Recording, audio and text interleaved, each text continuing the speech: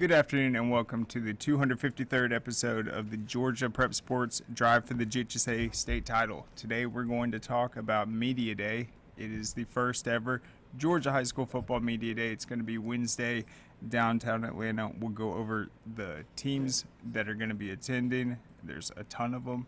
And then all the top prospects. We were going to have Jones County on today. That's Mike Chastain.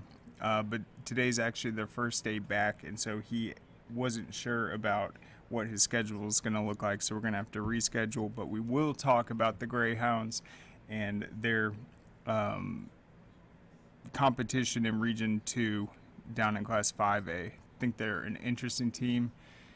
They were ousted in the first round last year, but I think they have a chance to get back to the top. It was kind of a up and down year for them.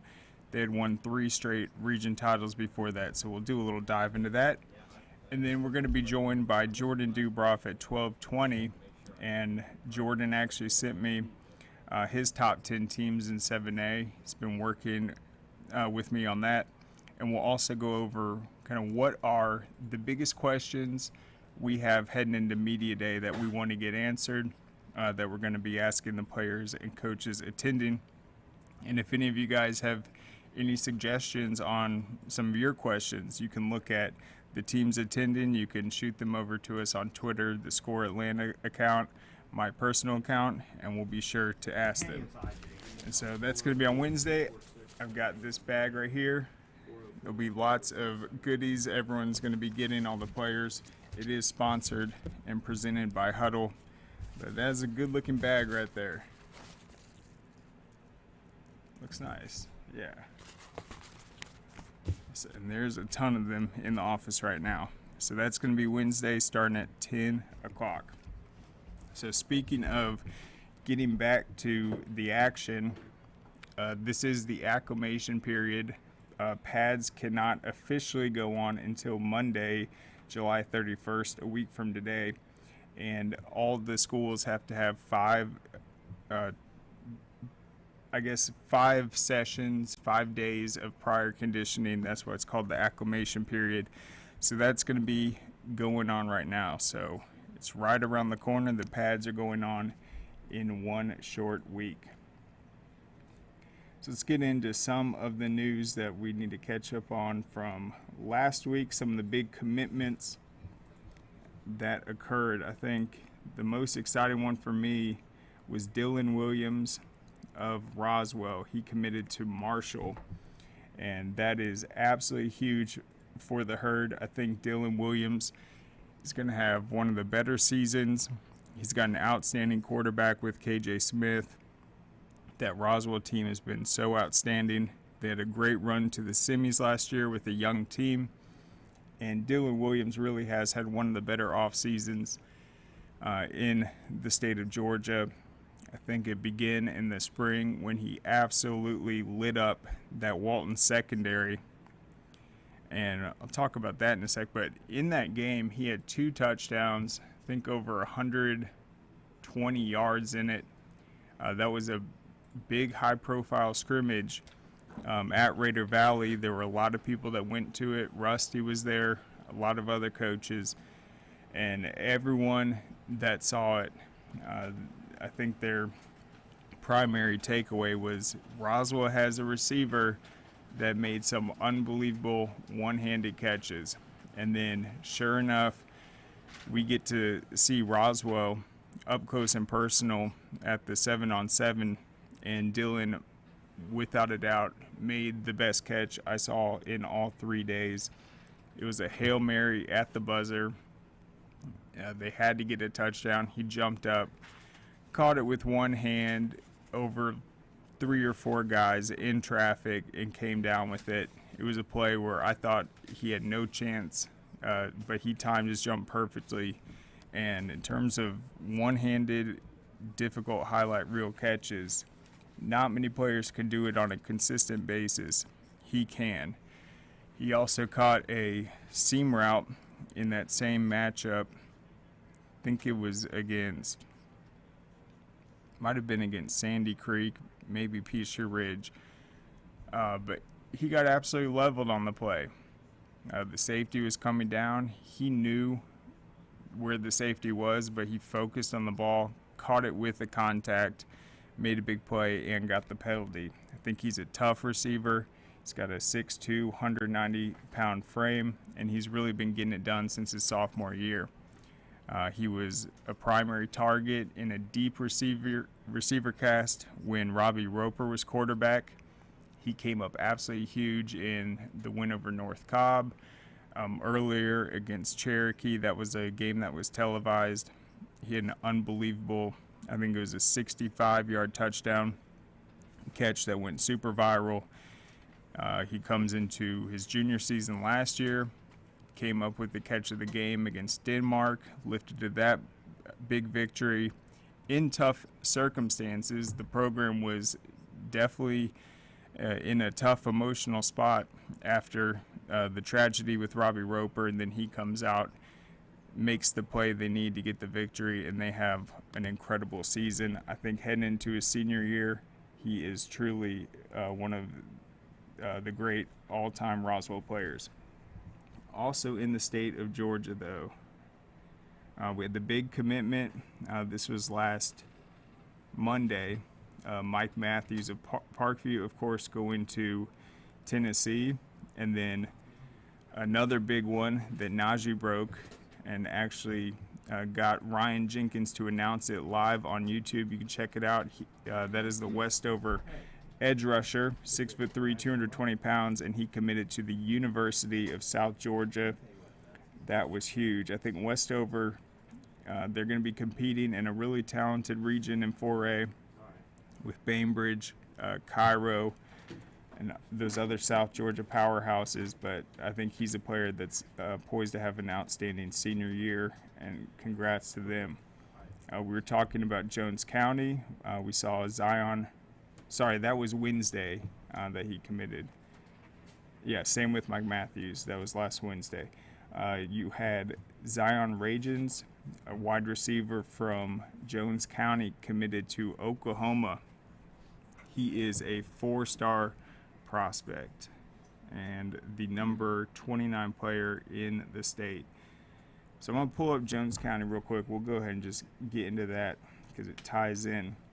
So last season, they ended up going 6-5. They were 4-2 in the region. They had a pretty challenging non-region schedule. Northside and Warner Robins week 1. Jones County was ranked number 5.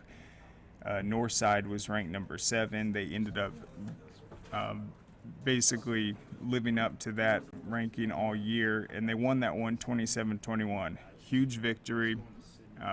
You think, okay, Jones County, they're poised to have a really deep run.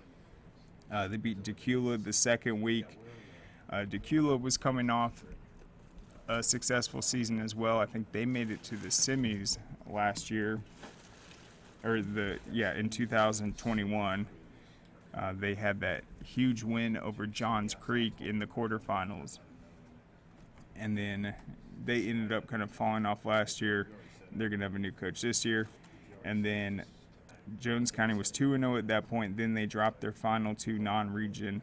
They lost to Perry 42-14, and then Peach County 35-3. So all those programs were ranked last year. Then they get into region play. 62-0 over Locust Grove, 42-19 over Eagles Landing. Jones County has definitely had the edge in both of those head-to-heads. I expect the same thing this year. But then they lost to Ola. That was a 22-15 defeat. And I can guarantee you that was one of the bigger wins Ola has had. Let's just look at their head-to-head with the Mustangs.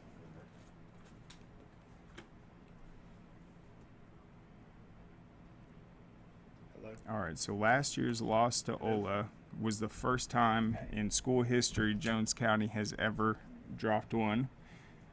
They had won the previous 7 matchups, although it looks like 2021 was pretty close, 2020 was close. But that was a huge victory for Ola to finally get that win over Jones County, and it also sent Jones County out of the top 10 because Ola obviously wasn't ranked at the time, but then they bounced back and beat an outstanding Dutchtown team 24-7 the next week. So I think that's really indicative of Jones County. They lose a tough game, they turn around and they beat an undefeated Dutchtown team that was ranked number 3 at the time. Then they squared off with Warner Robins the following week. This just shows how tough that region is. They fell 54-30 in that one, but then they bounced back with a 30-0 shutout over Union Grove. Despite going 4-2, despite beating the region champ Dutchtown, they ended up earning the number 4 seed and then had to match up with Ware County in the first round, the eventual state champ. So I think when you look at Jones County last year, the win over Dutchtown, the tough loss to Ola, the unfortunate coin flip that sent them to the number 4 seed. I think they're definitely going to be a top 10 team heading into the season. They had a tough draw in the first round, and I really like their chances this upcoming season. All right, so back to Media Day. If anyone has not subscribed to the Georgia High School Football Daily, you really should. Just type it in on Google. It's free, it's outstanding, and it is back and running.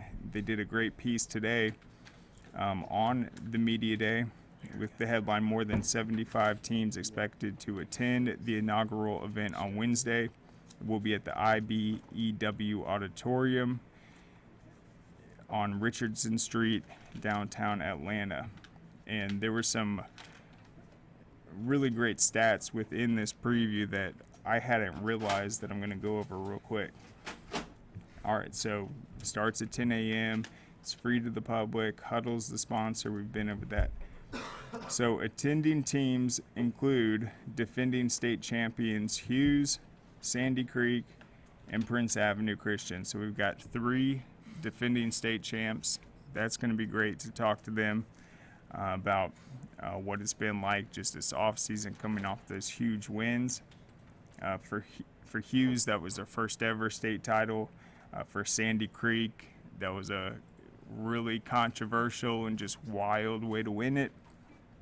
And then with Prince Avenue Christian, that was a huge comeback win where they really ran away with it over a great Swainsboro team. They say also expected to be in attendance, and they will be, is Buford, which has recently been deemed the number 1 ranked public school in America in the latest rankings. I think, Najee, how many teams were in the top 100 out of Georgia? Was it like 27? 16. So, yeah, 16 Georgia teams right now are in that preseason top 100. Buford's at the top. And I thought it was interesting. Walton was really high up there, too. They normally aren't in that top 20 range, but that's how big that win over Buford was last year. Now that Buford's ranked so high, the fact that Walton got that win last year, that really put them on the map even more. And so despite losing some other games last year, including to Carrollton, they got the nod above Carrollton in the rankings because of that Buford win. All right, so let's see. Also in attendance, these are some of the other teams in that top 100. Milton, Walton, Calhoun, Woodward Academy, Gainesville, Jefferson, and Marist. All right, 37 of the top 100 senior football recruits in the state are also expected to come, and that includes 6 of Georgia's top 8 ranked players. Those 6 are Buford's Dylan Raiola, the transfer quarterback and number 1 player in the country. KJ Bolden, also on Buford, the number 1 ranked athlete in the country. And then Edric Houston, he's the number 5th ranked player, and I think probably the number 1 and number 2 defensive lineman in the country, an absolute force up front. Also in that top 8 group, Jefferson's Sammy Brown, who is the reigning Gatorade National Athlete of the Year for what he did in not only on the football field, but also his third straight wrestling state title and his all-state state meet participation in the long jump and relays for the Dragons. And Sammy's little brother is actually going to be a ninth grader this year. And we'll see if he gets some playing time. We talked to Coach Nolan earlier in the year, said he would take a wait-and-see approach, but I think Max Brown is his name. I think he has a chance, and his brother Sammy was a freshman starter right off the bat at Commerce before he transferred over to Jefferson. Also, Woodward Academy's Miles Graham will be there. So that's just 6 of the 8 top seniors. We'll have some underclassmen that will come as well. There's highly ranked underclassmen that's going to play a big role this year that the coaches feel like would have something to say to the media about their upcoming season. We asked them to bring them, and they'll be there. So 37 of the top 100, I think that's what's going to draw a lot of the local media and attention. That's a significant proportion. It's basically over one third of the best players in that senior class. All right, so the event will be broadcasted live on the Atlanta News First app and the NFHS network. We'll be tweeting out all the links, sending them out as well, and we'll also have a live link on the Score Atlanta homepage. Attending media will include Georgia High School Football Daily, the AJC, On Three's Rusty Manziel, Chad Simmons, Dog Nation will be there, and many other Atlanta TV stations will be covering it live for their nightly packages. And we'll have plenty of photojournalists and other local publications. So the IBEW auditorium will be set up with several stages. Each team is assigned a stage and a 45-minute time slot to talk about the upcoming season. Head coaches, offensive and defensive coordinators for each school will be highlighted. Each team has been asked to bring all seniors and top underclassmen. They quoted IJ in there. It says, "We're always looking for ways to promote high school sports. I love the way the SEC opens their season with SEC Media Days with 16 teams in one place. But we're doing it with a little twist, and that is to invite all the seniors from the school to come and kick off their final season in high school with the recognition they deserve.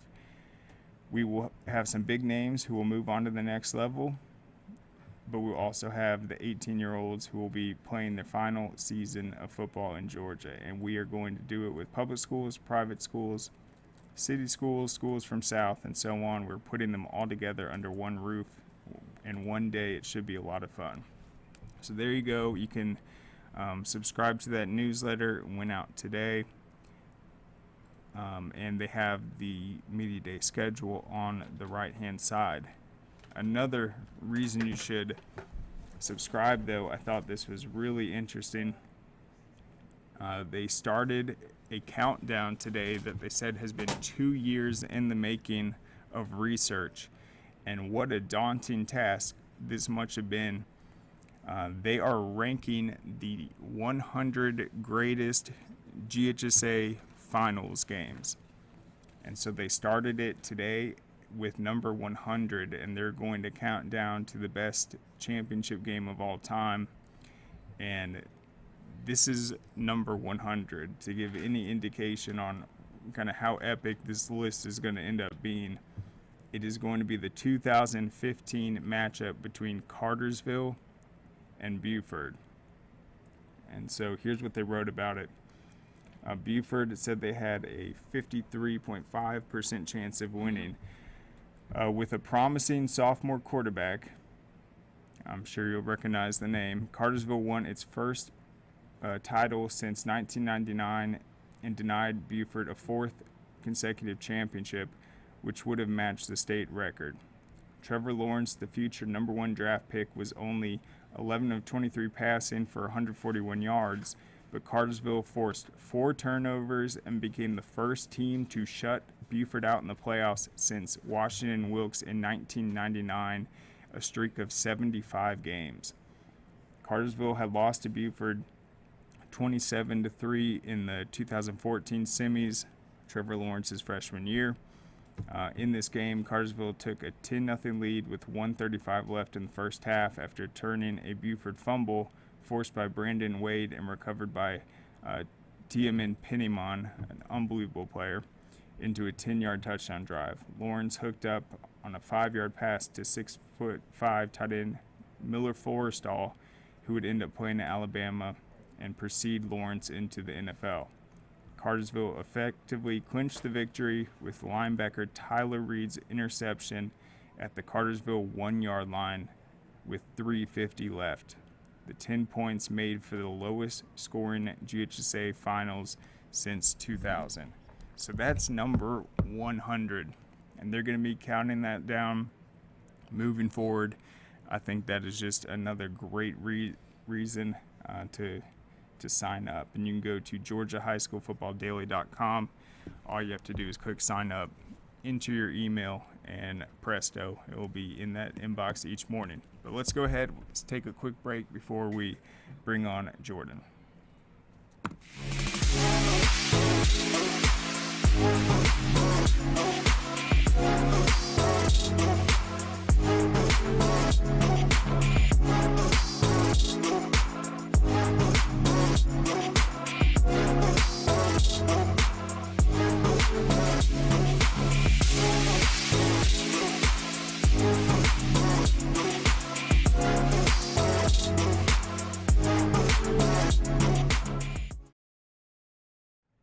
All right, welcome back. So do we have Jordan ready to roll? Awesome. Hey, Jordan, how's it going? I'm good. How are you? Doing great. So I was showing off these bags right here that everyone's going to be getting tomorrow. Or sorry, on Wednesday. There's a bunch of them in here. They look outstanding. So we were talking a little bit about Media Day and just some of the top questions. But what are you most looking forward to just now that we're just weeks away from the season, just getting all these teams together? I'm excited for Media Day. It's going to be a huge event coming up. The biggest question that's going to be on topic is if they bring the NIL here to Georgia, if players are going to get paid. Well, yeah, that certainly is a reality, and whether we ask about it or not, I mean, the NIL is, I believe, it's just shaping the entire football landscape right now, and just the huge impact it's having. So I think that's a great point.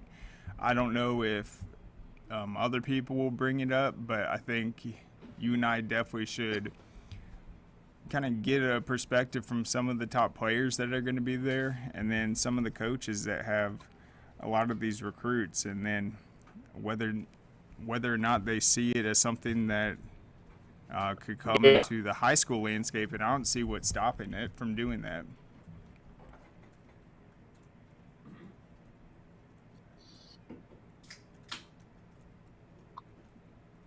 Can you hear me, Jordan? Those school players want to get. Okay, we'll try again in a sec, but yeah, so what Jordan's specifically talking about is what the GHSA has actually been meeting about regarding the NIL at the high school level. And as I was pointing out, I mean, if you have it at the college level, what does it mean? Name, image, and likeness. If you're a top player, you have clout, you have your own brand, you're on the radar. What's stopping you from profiting off your own name? So I think it would look differently at high school, but at the same time, I think you're going to see it. You're going to have big-time prospects that are going to be able to get deals and build their own brand before they step on a college campus, and I think that's a great topic to bring up. Obviously, we're going to focus on the season and getting results in that, but that certainly is a topic I think we should touch on. So we'll try to get Jordan back in a sec, but then obviously another thing we're going to be looking to highlight is just the Corky Kell teams that are there. It's going to be an outstanding schedule this year with Corky. I think the matchups day one are probably the best day one matchups we've had. That's usually it's a doubleheader, the lower classification games, but this year we're going to have North Atlanta at Johns Creek. These are all going to be at Kell. North Atlanta, they're coming off their best ever season. They won their first ever playoff game. They had a great win at Corky last year. Ian Reynolds is going to be returning at quarterback. He went down with an injury. Trey Lennon stepped in for him, but he's going to be a rising junior. I think North Atlanta is going to come out with a lot of confidence. Hey, Jordan, can you hear me?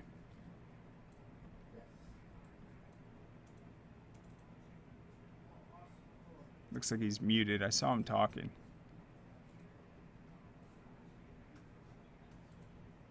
It's like there's a... Okay, I see him talking, but Jordan, I can't hear you. Do you know if it's muted?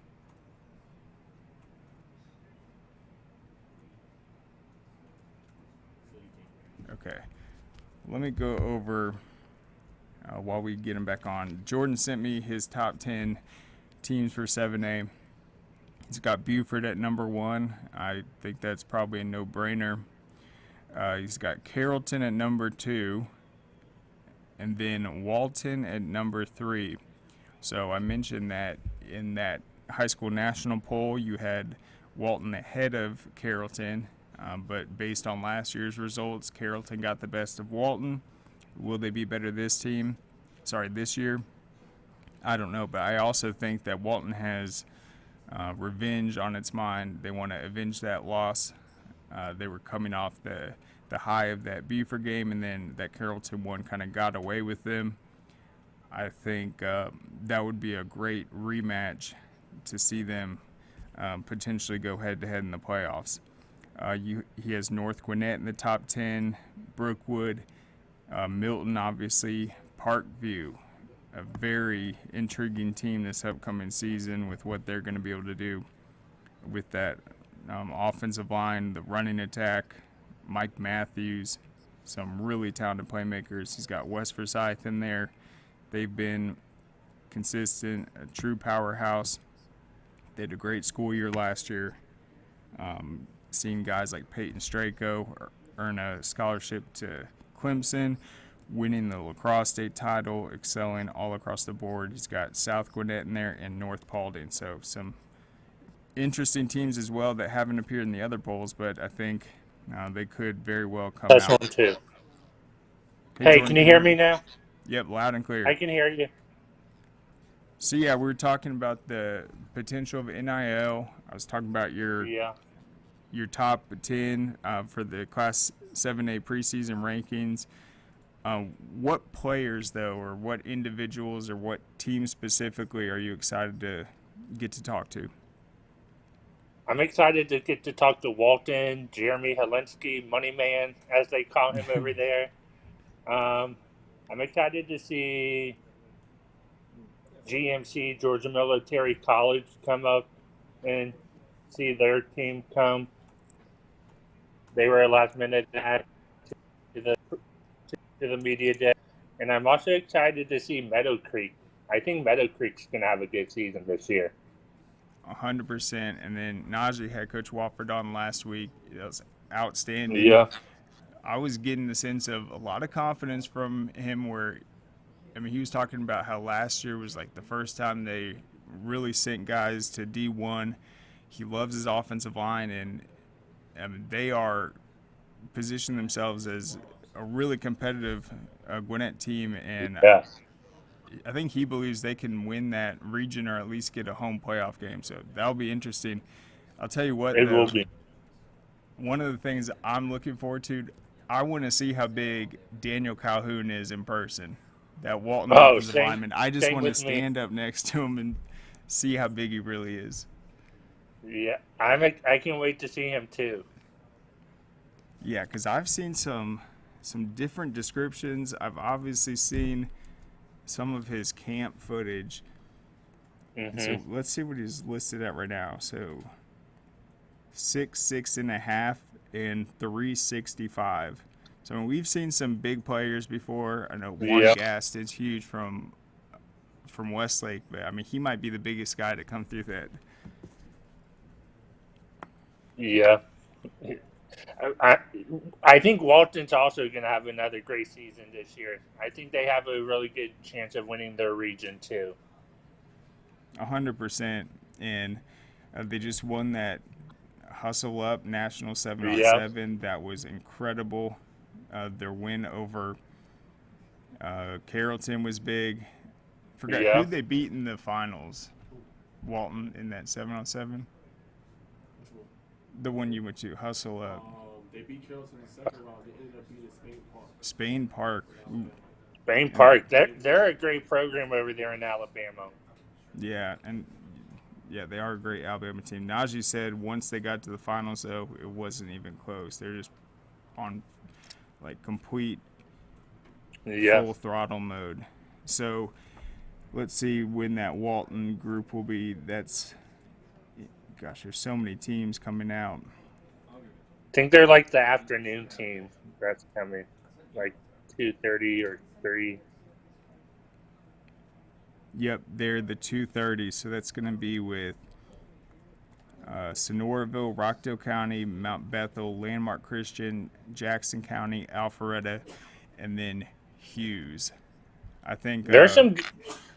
Yeah, talking to Coach Williams at Hughes, I'm really interested in just what he's thinking about. I mean, how do you top last season? They were so dominant, but I mean they're going to be returning their stars. So I think going back to back and continuing to build Hughes into a national brand, that's got to be the goal this year. Yes, it is. I'm excited to see who they bring along with them. Yep, Prentice Air Nolan's going to be there. Obviously, a bunch of their other studs. We'll see if they have their championship rings on for sure. I know they'll have their championship rings on. Yeah, they better. Coming up. Yeah. Another good team, Sonoraville. I think Sonoraville might have a good season. I'm excited to see who they'll bring to Media Day. That's right. I think they had one of their best ever seasons last year in 3A. Who did they end up matching up with? And that's Denver Pate. We've had them on the show. All right, let's see.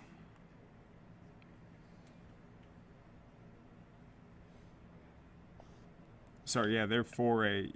Yeah, they ended up they fell to North Oconee in the first round, but I mean that's not a bad loss at all. They had a big win over Central Carroll, who they're going to be really good, and then had some other key victories. So yeah, Sonoraville will be a good team to talk to as well. Let's look at how about in that first time slot. One sec. All right. I know it's going to be Hiram's in there, Cass is in there. I'm interested in I'm Cass excited for Cass. Yeah, absolutely. And I'm excited for Cass to come. I think last year when they opened up against Kennesaw Mountain, they were making their Corky Kell debut.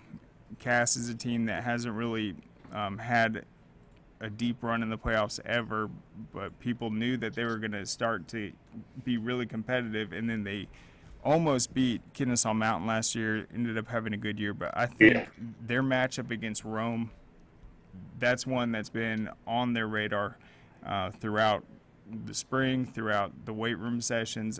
They're going to know that they're going to have to come out and play extremely well to beat the Wolves in Rome. You're exactly right. I was talking to Coach Gates a couple of weeks ago. They're excited for Corky Kell coming up. They're excited for Media Day, and I'm excited who they're going to bring to Media Day as well. Yeah, and really, this Cast team, I mean, they have some of the most highly sought after seniors out of any team right now. You got Devin Henderson, you got Yeah. who else? We went over that top. Let's see. Yeah, Sokovie White, an athlete. I think a multi-year starter at quarterback. But yeah, that'll be interesting. I'm trying to pull up. Here we go. All right, so. Oh yeah, Collins Hill's also in that first time slot. I think that will be interesting with Coach Swick taking over. I thought it was interesting to see Lenny Gregory kind of go out. They had to replace pretty much all their starters. They didn't have that bad of a season, but still to go from as good as they were to just some of the disappointing losses, it looks like Coach Swick is ready to get them back into a state championship contender. 6'3", 250. Yeah. I'm excited to see what Collins Hills does. Yeah, Najee just pointed out Collins Hill averages 6'3", 250 across that defensive line. That's a great point because before Collins Hill was able to win that state championship, all their playmakers like Sam Horn and Travis Hunter were juniors. The reason that team was so good was their defense, 100%. And then the year they won it, they were just so good everywhere. But their defense was really strong. So I think if they have a great defense again this year, they're going to be able to make teams one-dimensional and be a real headache. Kell's also going to be in that first one. I think that's exciting, just the fact that that's where the season's going to start at Kell with the Corky Kell Dave Hunter Classic. Yeah. I'm excited to see who Kell brings as well. I know they're ready to get the season started and get the pads back on next week and get rolling. 100%. And then the other teams in that first group, which I think it really is a great way to start it off. We got Marist. You got Alan Chadwick, the longest tenured coach in the entire state, one of the most in terms of career wins. They're going to be a tough team in 6A. You got Pebblebrook. Coach Woolridge is new there. He's coming over from South Atlanta. And then Seconder, who's heading into their first ever 10-game schedule, trying to get their first ever win. And then let's just jump to 1045 real quick. That's going to have Buford in it. I think it will be a media circus around them when they come in. Yes. And then North Gwinnett, we'll get to see Coach Godfrey rocking the red and black. And then what about Trinity Christian and Coach Kenny Dallas? Coach Kenny Dallas. I'm excited to see what he has to say about his team at Media Day and who he brings as well. He's going to be excited about his boys for sure. Yes, he will. He's always said great things about his team. And what do you think some of the biggest questions around Buford are this season? I mean, for me, I think is it championship or bust? And then in terms of Dylan Raiola, I mean, how much of the offense is just going to be centered around him, and how are they going to get the ball shared with just so many potential playmakers? I think it's going to be championship or bust if they can have a great season with their new quarterback. How good is Dylan Raiola going to be this season, coming from another state and finishing his high school career at Buford High School? That's the biggest picture right now. And we'll find out later this coming season, coming up in a couple weeks. Yeah, Buford will be one of the more intriguing storylines all season for sure. I'm sure we'll see them televised at some point. They're going to play some big national games early on. They obviously have the big one against Mill Creek in the region, and I think they're going to be playing Carver again. They're going to play Cedar Grove. But I think you're right. Will Dylan Raiola, if he leads them to the state title this year, he's the number one ranked player in the country. Would he end up technically being the best Buford quarterback in history? I think that's another storyline and a lot of pressure on him. But I also think he's coming to Buford because he wants to play in Georgia. He's already committed to Georgia. And then is he going to be able to bring maybe some of his highly rated Buford teammates, some other guys, through just coming out having a great senior year? Is he going to be able to attract any more attention to, or any more potential recruits to Georgia? I think that'd be interesting for sure. Yeah. I'm interested to see what happens, to see who he'll bring along with him to Georgia and who they recruit along with him. Yeah, we're just going to see some absolutely massive crowds I remember that Mill Creek Buford game last year. I think there were 15,000 people there. I mean, it's going to be full capacity in some of those big matchups Buford has.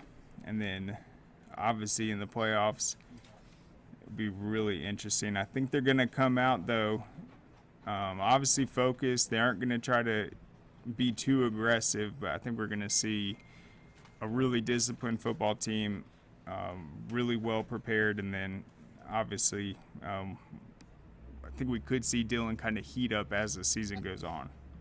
Yeah. What's your biggest game you're excited for this upcoming season? I think week one, besides our quirky games, I don't want to talk about those. I think the Hughes-Carrollton game is going to be absolutely massive. If Juju Lewis can come out, obviously it's week one. You aren't going to show all your cards. I don't expect a guy like Bryce Hicks to take 20 carries if they think that that's the best way to beat them. But if he just comes out, has an efficient 75% passing, if he's able to, 250 yards, 3 touchdowns, maybe do something with his legs. If he comes out and goes head-to-head with Hughes, I think that'd be a really interesting result. And that's a tough matchup that wasn't on the schedule last year. Yeah. Hughes rolled through its schedule, but they didn't have this game, and it's because they were supposed to be in the Freedom Bowl. That matchup didn't come to fruition, and so they just put it on the schedule. So that's one that we haven't ever seen before. I think that's going to be really interesting. Yeah. I'm excited for Corky Kell Dave Hunter Classic. I'm excited to see that Walton Grayson game coming up for the nightcap in Mercedes-Benz. The Great Atlanta Bash. We'll see. What teams are playing in Bash this year? I had that pulled up. Give me one sec. So the first matchup. One sec. I actually have it printed. All right, we've got on Friday, Carver Atlanta versus Calhoun. That'll be a great matchup. That's going to be a really great matchup. 100%. And Carver, I mean, they've been such a tough football team. I think replacing Bryce Bowens will be tough at the quarterback position, but we're talking to Coach Miles. He's got some outstanding players in the secondary, and they have been challenging themselves with their schedule these past few seasons like never before. They were actually the first Atlanta public school to enter the Corky Kell. They played Class 7A Cherokee. They went toe-to-toe with them. That was one of the better Cherokee teams with A.J. Swan at quarterback. And I think that's a really epic matchup. It will, of course, be televised. And then Jackson, Atlanta. That's Maynard Jackson against Miller Grove at 10 a.m. on Saturday. Mays, Douglas County will be tremendous. And then it's Douglas against Booker T. Washington, which, as Jasper Jewell pointed out, is the oldest rivalry in APS. So I think that will be yes, it is. Yeah, a good 4-game lineup for sure. Yeah, Douglas County will be very interesting to watch. And then I think with Booker T. Washington, they have a receiver, I think is it DJ Horn. He's entering, I believe, his junior Yeah. season. He's absolutely blowing up. And then some really good underclassmen throughout that. Yeah. Another great game I can't wait for is our high school football Hall of Fame game Yeah, there will be a doubleheader this coming year. up in October. Yeah, that's going to be those two games that we're going to have later on this season. Yeah, let me refresh my memory on that because I think it's going to be the Grayson Brookwood again, but is the other one Mill Creek and Collins Hill for the It's either doubleheader? Mill Creek. Yeah, I believe it is that I saw. Yeah, let me just make sure they're the same dates. I can confirm that real quick. I think we're doing it over at the Gwinnett Stripers Stadium. Yeah, I know that's been in the works to try to make a real big event out of it. Hold up one sec. Yeah. All right,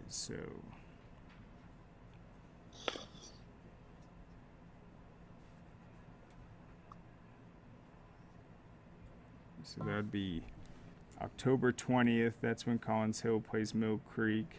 Let's see if Grayson Brookwood's the same day.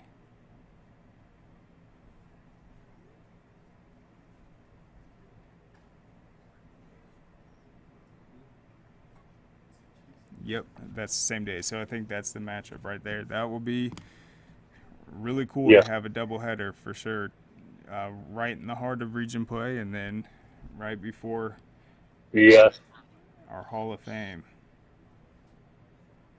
I'm excited about those doubleheader games later on this season. I'm excited to see how Collins Hill will look later on in October too. They're going to be. We'll see how their quarterback is going to be this year too. Yep, and we know who will be at that game watching. He's going to get into the Hall of Fame this year. Rennie Curran, a 2006 Brookwood grad. We've got some other big-time players that got in this year. Let's see. Jeff Saturday. I'm sure DJ Shockley will be there. You got DJ Shockley, yep. John Stinchcomb, Scott Warner, another UJ legend. Yep, Ronnie Brown from Cartersville. Yeah. Reggie Brown from Carrollton. I wonder, since it is George's off week, will Mike Bobo be there all week? And that would be really interesting to see. But yeah, Quincy Carter, another guy. So that Hall of Fame week will be really fun. I'm excited because it's year 2. There's a little less pressure, less unknown. And I'll give them credit. I heard our wonderful interns were making calls and getting the RSVP list ready. So it's July 24th right now. It's a few months out, but looks like we're going to be in good shape heading into it. Yes, sir. I mean, last year was really fun. It was really fun. Some of the guys that you kind of enjoyed talking to. I really liked chatting with Eric Berry, not just because he's epic, but he just had a wealth of knowledge about high school football, and he was really plugged in. I liked all the people that got into the Hall of Fame last year for the High School Football Hall of Fame. Got to meet a lot of people. Got to meet Eric Berry. He played at Creekside, and Creekside came last year to support. Yep, I thought Champ Bailey was also really cool. Yeah, Champ Bailey. Crazy how many good players were there. Awesome. Herschel Walker, of course. Yeah, Herschel.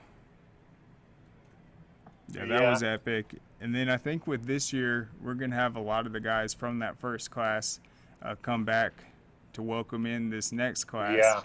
So the amount of big-time superstars that are going to be there is going to be absolutely crazy this year round. I think it's going to be a really hot ticket, and I'm excited. So let's talk a few more teams real quick. How about the 11:30 That's going to have